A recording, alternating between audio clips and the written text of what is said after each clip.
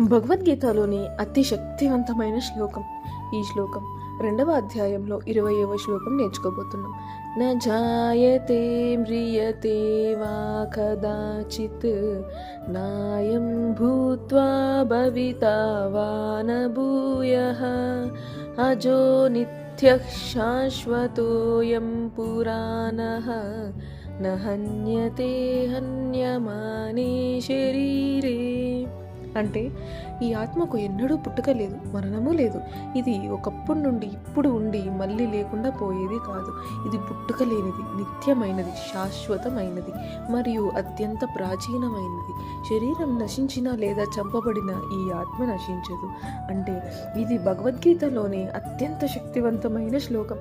మన జీవితంలో వచ్చే మార్పులన్నీ శరీరానికి, మనసుకే కానీ ఆత్మకి కాదు అని ఈ శ్లోకంకి ఉన్న అర్థం.